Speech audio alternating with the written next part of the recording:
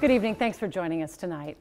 The drug of choice right now for teenagers is nicotine. A new study out today shows the number of teens and even kids using e-cigs just keeps growing. A lot of the long-term consequences of vaping are still unknown.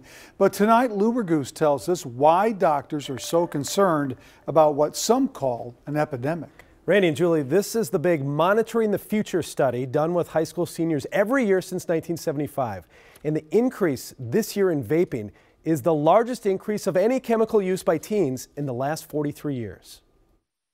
Alarming results in the annual study that tracks chemical use by teens, finding 1 in 5 high school seniors has vaped nicotine in the last 30 days.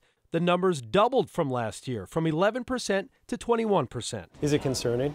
Yes, it is of concern. Irina Stepanov is a U of M researcher who studies tobacco products. They use a smoking machine to analyze the chemistry of what's inside cigarettes and electronic cigarette vapor. Do we know yet if e-cigarettes cause cancer?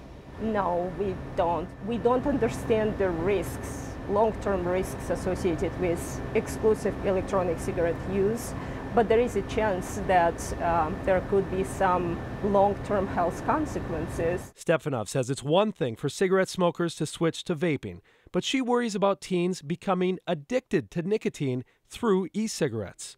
Despite the rise in vaping, cigarette smoking among seniors is at the lowest point ever.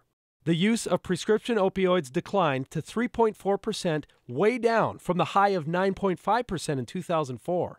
And binge drinking dropped nearly 3 percentage points this year to 14%, which is way lower than the high of 32% in 1997. But for whatever reason, right now nicotine is the drug of choice for teens, almost exclusively through electronic cigarettes. Very appealing, very easy to hide, easy to share. Officials and anti-smoking advocates are reacting to this study, calling for more education in schools on potential harms of nicotine addiction. They're also pushing for more oversight on how companies market e-cigs. Wow. Julie? Those are alarming numbers. Thank you.